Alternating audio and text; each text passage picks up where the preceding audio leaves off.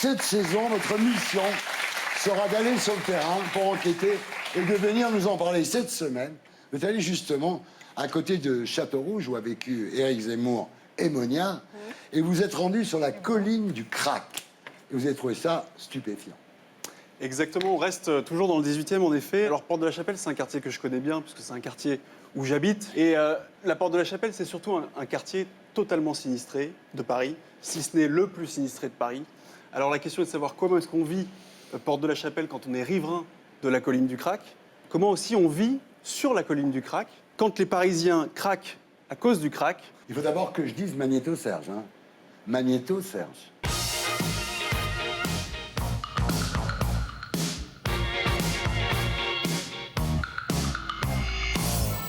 Paris, première destination touristique mondiale. Paris, c'est cabaret. Paris, son Sacré-Cœur. Paris, sa Tour Eiffel. Mais Paris, c'est aussi sa Porte de la Chapelle.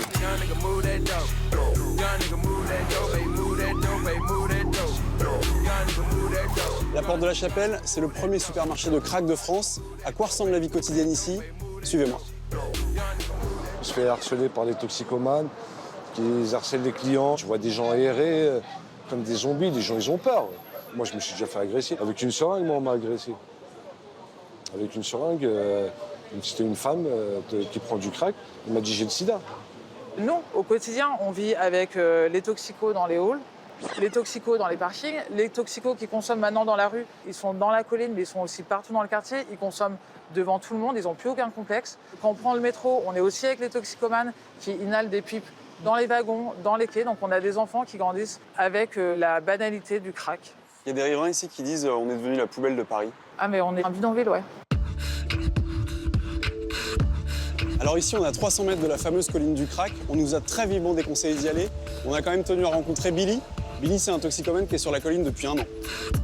Il y a 3 semaines, il y a une bonne femme qui a pris 17 coups de couteau. 17 coups de couteau, mon pote. Et on retrouve des cadavres maintenant. Chose qu'on ne retrouvait pas avant.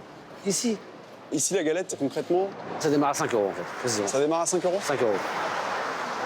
Donc avec 5 euros, les gens, ils vont Ils vont où ils veulent. Ici, à la colline. à la colline. Ouais. Et il y a même des mecs qui vont dans le métro. Bon, et la colline, là, c'est là-bas. Hein. Là-bas, c'est sorti, là. Ah non, on peut pas y aller. Ah, tu peux pas aller là. C'est dangereux. Très dangereux. Les gens qu'on trouve sur la colline, du coup, c'est qui? Bah, des gens comme toi et moi. Des banlieusards, des taxis, des gens comme toi et moi.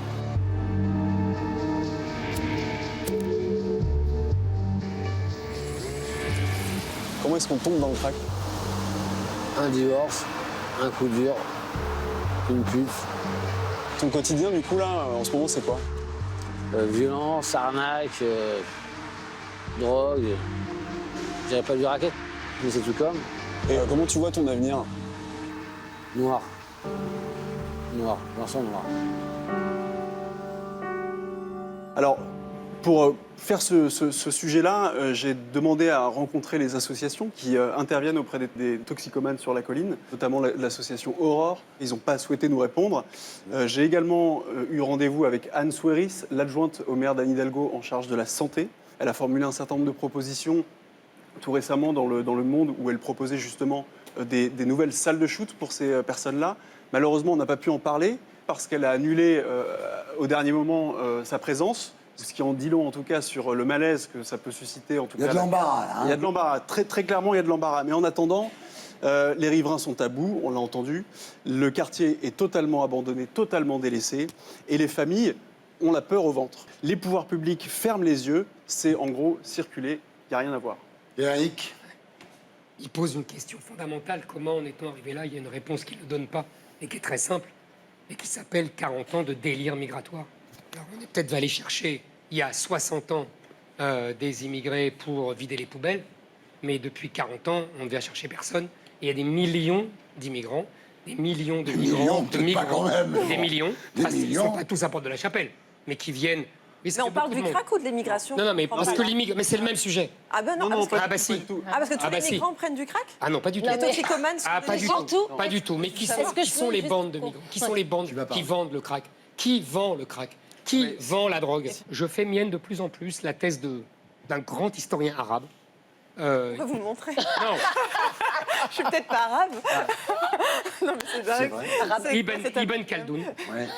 au XIVe siècle, je crois, qui expliquait la structure de la société entre les sédentaires et les nomades.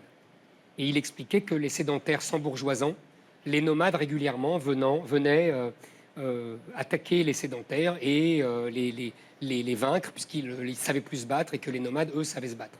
Je pense que les bandes de trafiquants de drogue sont les nouveaux nomades de notre époque et qu'ils attaquent la société sédentaire et qu'ainsi ils chassent, c'est ce qu'on a dit tout à l'heure, les populations qui étaient là. Quelle horreur. Donc on est chassés de chez nous par des immigrants qui nous vendent du crack. Mais c'est ce qui s'est passé dans Je toutes vais les pas banlieues, rentrer chez Thierry. moi, Thierry, ça s'est passé dans toutes les banlieues depuis 40 ans. Ouais. C'est comme ça que les Blancs s'en vont et c'est comme ça qu'on dit qu'il n'y a plus que des immigrés pour travailler. Est-ce que vous ne pensez pas qu'il y a des questions économiques et sociales qui expliquent que, en effet, les personnes qu'on trouve là soient plus fortement issues de l'immigration, tout simplement parce que la détresse qui est liée à la consommation de crack, elle touche des gens qui sont au bas de l'échelle sociale. Et il se ceux qui trouve leur que vendent, ils sont aussi au bas de l'échelle sociale. En haut de la Bah hiérarchie non. des Vous avez trafiquants, toutes il y a les des formes. gens qui sont très bien Alors, portants économiquement. Éric, vous n'avez pas C'est pas étudié les c'est vraiment réseaux. Vous avez...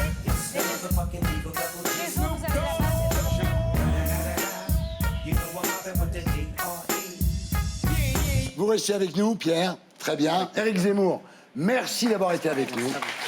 Je rappelle que vous publiez votre nouvel essai Destin français, donc, chez Albin Michel, et que vous serez de retour le 3 octobre sur Paris Première Merci. pour une nouvelle saison de Zemmour et Nolo. Merci à vous.